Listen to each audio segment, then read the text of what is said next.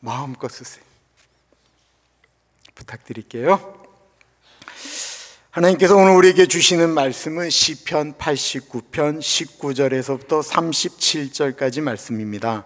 하나님의 말씀을 받들어 봉독할 때에 살아계신 하나님의 음성을 들으시기 바랍니다. 그때 주께서 환상 중에 주의 성도들에게 말씀하여 이르시기를, 내가 능력 있는 용사에게는 돕는 힘을 더하며 백성 중에서 택함 받은 자를 높였으되, 내가 내 종 다윗을 찾아내어 나의 거룩한 기름을 그에게 부었도다. 내 손이 그와 함께하여 견고하게 하고 내 팔이 그를 힘이 있게 하리로다. 원수가 그에게서 강탈하지 못하며 악한 자가 그를 공고하게 못하리로다. 내가 그의 앞에서 그 대적들을 박멸하며 그를 미워하는 자들을 치려니와 나의 성실함과 인자함이 그와 함께하리니 내 이름으로 말미암아 그의 뿔이 높아지리로다. 내가 또 그의 손을 바다 위에 놓으며 오른손을 강들 위에 놓으리니 그가 내게 부르기를, 주는 나의 아버지시요 나의 하나님이시요 나의 구원의 바위시라 하리로다. 내가 또 그를 장자로 삼고 세상 왕들에게 지존자가 되게 하며 그를 위하여 나의 인자함을 영원히 지키고 그와 맺은 나의 언약을 굳게 세우며 또 그의 후손을 영구하게 하여 그의 왕위를 하늘의 날과 같게 하리로다. 만일 그의 자손이 내 법을 버리며 내 규례대로 행하지 아니하며 내 율례를 깨뜨리며 내 계명을 지키지 아니하면 내가 회초리로 그들의 죄를 다스리며 채찍으로 그들의 죄악을 벌하리로다. 그러나 나의 인자함을 그에게서 다 거두지는 아니하며 나의 성실함도 패하지 아니하며 내 언약을 깨뜨리지 아니하고 내 입술에서 맹 것은 변하지 아니하리로다. 내가 나의 거룩함으로 한 번 맹세하였은즉 다윗에게 거짓말을 하지 아니할 것이라. 그의 후손이 장구하고 그의 왕위는 해같이 내 앞에 항상 있으며 또 궁창의 확실한 증인인 달같이 영원히 견고하게 되리라 하셨도다. 셀라. 아멘. 오늘 설교의 말씀은 제목은 언약은 변하지 않는다, 우리는 무너지지 않는다입니다. 한번 같이 읽습니다. 시작. 언약은 변하지 않는다, 우리는 무너지지 않는다.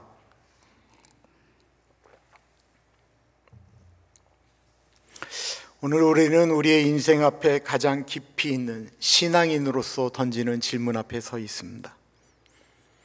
하나님은 정말 우리를 끝까지 붙드시는가?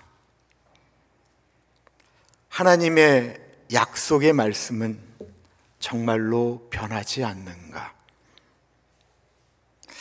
이런 질문은 신앙이 없기 때문에만 하는 질문이 아니죠.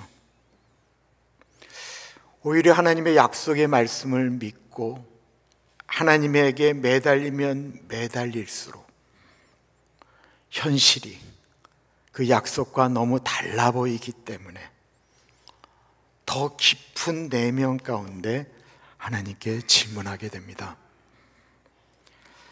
이 질문을 가장 많이 한 민족이 있다면 말할 것도 없이 이스라엘 민족이죠. 오늘날 이스라엘 주변의 뉴스를 보면서 유대인들은 왜 그렇게 공격적인가? 유대인들은 왜 이렇게 극단적인가? 가자 지구의 저 사람들은 왜 이렇게 불쌍한가? 저 사람들은 도대체 어떻게 살라고 저러는가? 라고 말을 합니다. 우리 이제 생각을 조금 바꾸어 보겠습니다. 이스라엘의 역사, 이스라엘 민족, 히브리 민족은 모세가 출애굽을 하면서부터 그들의 이름은 히브리인이라고 이야기됐지만, 나라라고 하는 것은 왕이 있고 영토가 있고 백성이 있고 주권이 있고 하면 이제 그건 나라라고 하잖아요. 그렇게 따지면 이스라엘의 정확한 역사는 3050년 정도 돼요. 사울 왕 때부터 시작되었으니까. 그러면 3500년의 역사 가운데 이스라엘이 나라로 인정받은 기간은 얼마였을까요? 3500년 중에 500년이 채 안 됩니다. 3500년 가운데 3100년 가운데 그들이 나라였던 적은 단 500년이 안 돼요. 더군다나 그 3000여 년 역사 가운데 이스라엘이 다른 나라의 침범을 받지 않고 도리어 힘을 썼던 기간을 따지면 다윗 왕과 솔로몬 때 기간으로 따지면 70년이 되지 않습니다. 이 말은 3000년 역사 중에 2900년 동안 늘 갈등과 긴장 그리고 통곡과 어려움 가운데 지금까지 있었다라는 것입니다. 로마에 의해서 이스라엘이 멸망당하고 313년 콘스탄티노플 황제에 의해서 기독교가 공인되었을 때부터 유대인들은 행복한 게 아니고요, 그때부터 오랜 세월 기독교 문화권에서는 유대인들은 예수님을 십자가에 못 박아 죽인 민족이라고 하는 죄명을 붙여서 이유 없이 쫓아냈고 폭행하였고 죽였습니다. 유럽에서 유대인들을 죽이거나 모독하는 일들은 아주 자연스러운 습관처럼 이루어졌습니다. 흑사병이 터졌을 때 흑사병에 걸려 죽은 사람들도 많았지만 그때 유대인들은 우물에다가 독약을 넣은 사람들이 유대인이라고 그랬고 집단 학살을 당했습니다. 이런 편견과 증오의 그림자를 정확히 그린 것이 영국의 셰익스피어의 베니스의 상인이죠. 거기에 나오는 유대인 샤일록인가요? 하는 그 사람은 탐욕스럽고 자기만 아는 아주 이기적인 사람들로 묘사가 됩니다. 그리고 그 증오의 씨앗은 바뀌지 않고 끊임없이 흘러내려갔습니다. 그리고 결국 히틀러가 600만이 넘는 이스라엘 민족을 집단 학살할 때 많은 기독교인들은 침묵함으로써 그 죽음을 동조하였습니다. 지금도 유대인들이 하는 일에 동의하는 민족이 유럽에 거의 없습니다.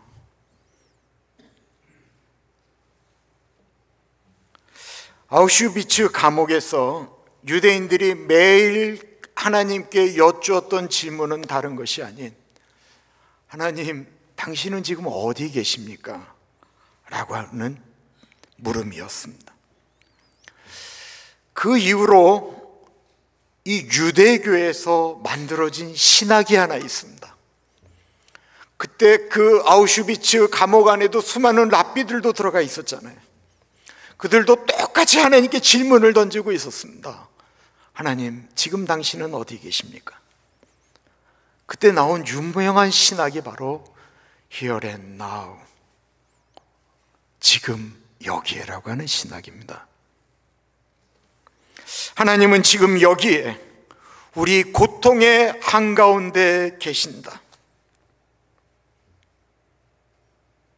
이스라엘 민족은 오늘 우리가 읽은 이 시편 89편, 어저께 88편, 83편부터 쭉 나오는 하나님 지금 어디 계십니까? 라고 하는 주제를 갖고 하나님 앞에 외쳤던 그 질문들을 3000년이 넘도록 지금까지 질문하고 있습니다.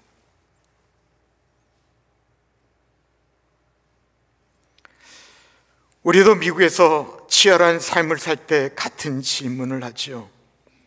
하나님, 정말 당신은 우리를 지켜주십니까?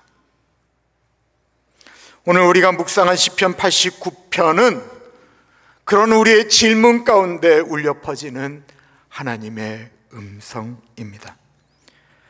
시편 89편의 처음은 하나님의 인자하심과 신실하심을 찬양으로 찬양합니다. 1절에 내가 여호와의 인자하심을 영원히 노래하며 주의 성실하심을 내 입으로 대대에 알게 하리로다. 그리고 오늘 우리가 읽은 본문 말씀 19절에서부터 37절까지는 하나님께서 위대한 다윗 왕을 선택하여 기름 부으시고 그의 왕위를 영원히 견고하게 하시겠다라고 하는 약속의 말씀을 힘이어 강조합니다. 그러나 이 시편 89편의 후반부, 내일 본문부터 시작되는 38절 이후로는 완전히 분위기가 바뀝니다. 그러하오나 주께서 주의 기름 부으신 자를 버리셔서 노하셨으며 그의 왕관을 땅에 던지셨으며, 이 시편 기자는 현실의 모순과 고통 때문에 하나님 앞에 탄식합니다. 하나님, 우리 민족이 왜 이렇게 되었습니까? 하나님, 언제까지입니까? 하나님이 약속하신 언약이 무너진 것처럼 보였고, 하나님의 백성이라고 불린 유대인들은 끝없는 고통과 혼돈 가운데 수천 년을 이어야만 했습니다. 그들의 탄식은 단지 역사책에서만 남아있는 것이 아니고 오늘 우리의 삶 가운데 우리의 질문과도 많이 닮아 있습니다. 왜냐하면 언약의 하나님을 믿으며 살았음에도 현실이 그 언약과 너무 다르게 느껴질 때 종종 있기 때문에 그렇습니다. 평생 이 미국 가서 주님의 몸된 교회를 위해서 피와 땀과 눈물을 흘렸고, 교회를 위해서라면 자신의 시간과 물질을 투자하는 것을 아끼지 않았고, 자녀를 어떻게 해서든지 신앙으로 키우려고 기도로 뿌렸는데 자녀들은 흩어져 살고 1년에 한두 번 그 아이들의 얼굴을 보면 감사할 지경입니다. 그런데 그들이 살아가는 방식을 보면 과연 저들이 하나님을 경외하며 살까? 눈물이 마르지를 않습니다. 또한 건강은 예전 같지 않고, 이민자로 이 미국에서 살아가는 것은 왜 이렇게 뻑뻑하고 여전히 불안합니까? 그럴 때 우리도 같은 질문을 하나님께 던지게 됩니다. 우리는 지난 세월 동안에 병원 복도에 홀로 앉아서, 혹은 불 꺼진 교회에 이 카페 뒤에 무릎을 꿇고 하나님께 이렇게 부르짖은 적 있지 않습니까? 하나님, 정말 지켜주시는 것 맞습니까? 오늘 우리는 이 질문을 품은 채 이 시편을 묵상하려고 합니다. 그리고 그 질문 속에서 말씀하시는 신실하신 하나님의 음성을 듣기를 소원합니다. 먼저 본문은 다윗의 부르심을 기억하게 합니다. 19절에서부터 20절입니다. 우리 같이 읽습니다. 시작.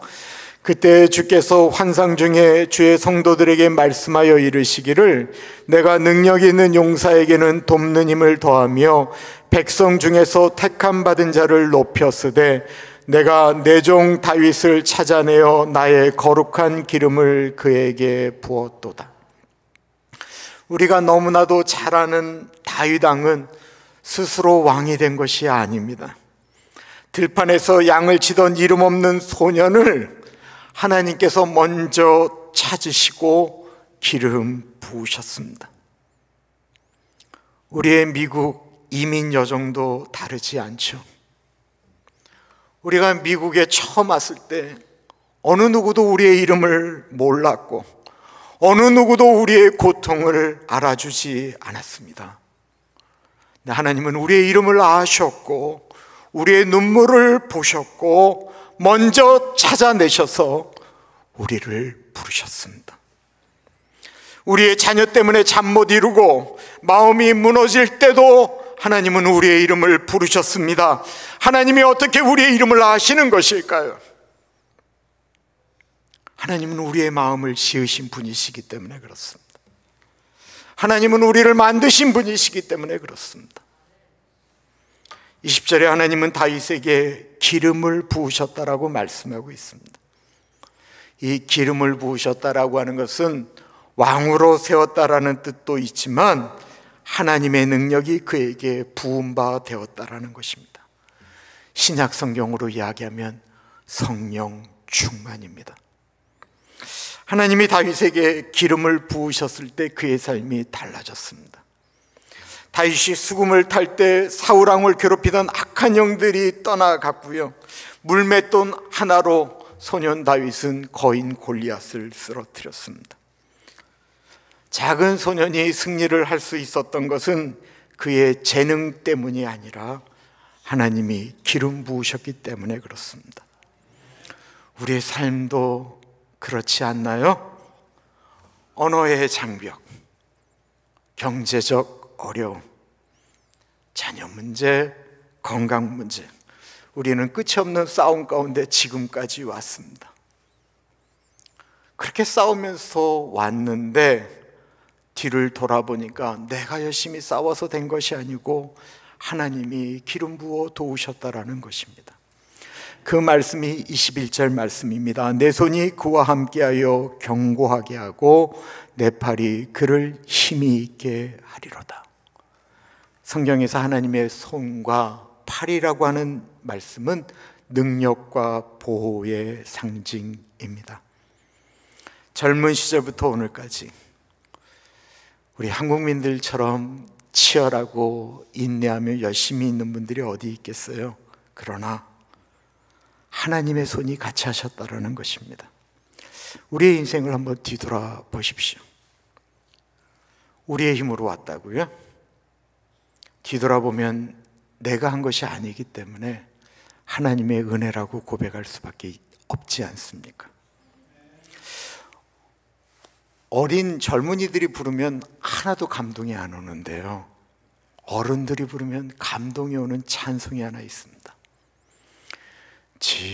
지금까지 지내온 것 주의 크신 은혜라, 한이 없는 주의 사랑 어찌 이루 말하랴.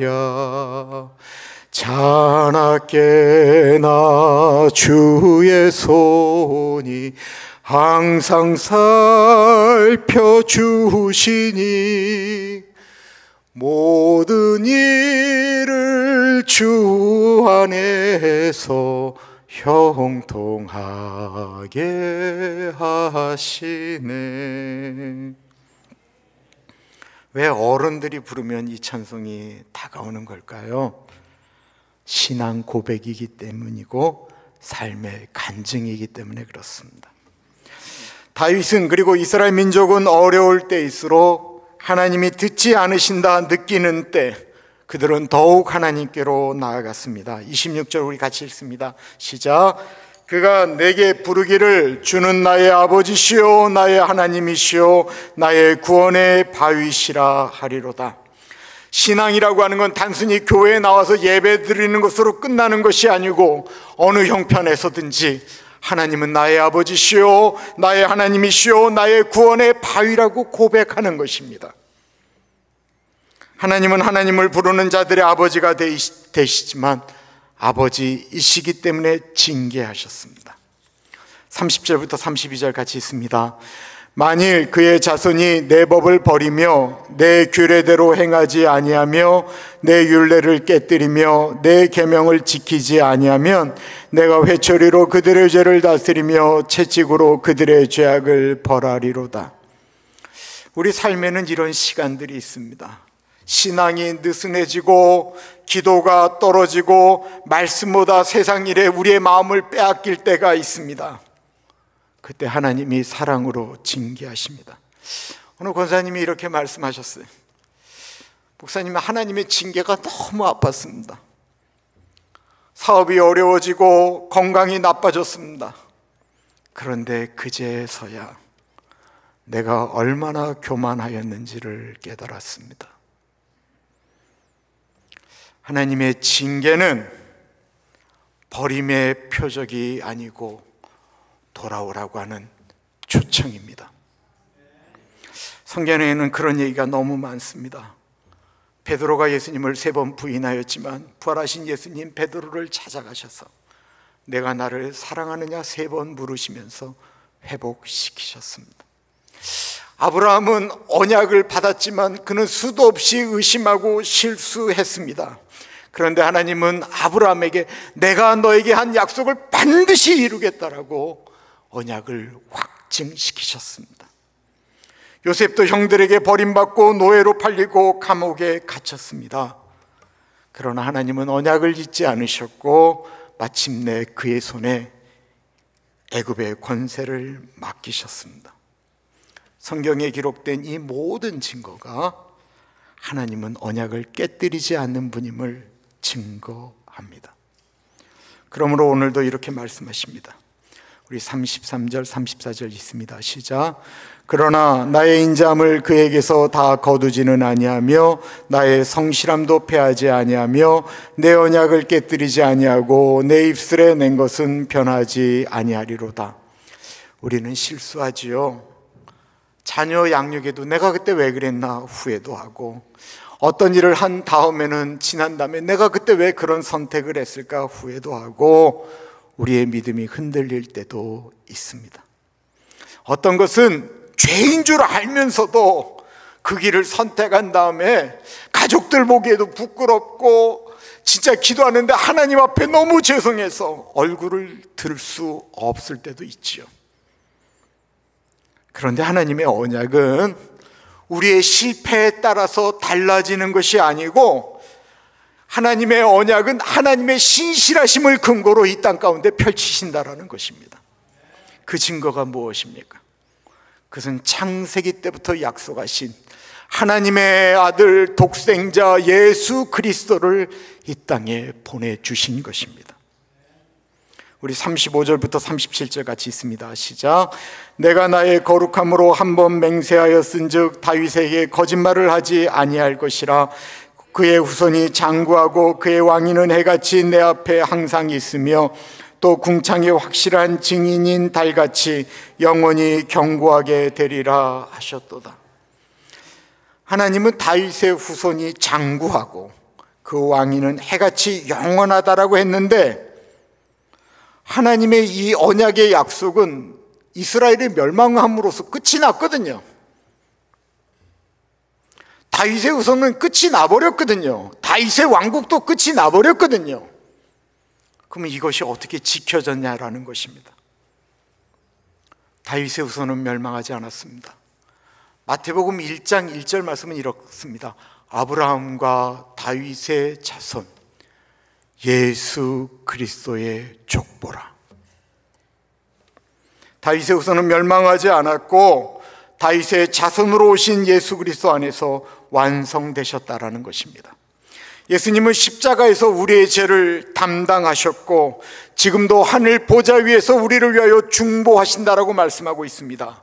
예수님은 왕 중의 왕이시고 예수님의 나라는 지금부터 영원까지, 처음부터 나중까지 영원하기 때문에 그렇습니다. 말씀을 정리하며 3가지 결단하기를 원합니다. 첫째, 하나님의 신실하심을 신뢰해야 합니다. 지금 우리의 형실이 어떠하든지 하나님은 하나님의 약속을 깨뜨리지 않습니다.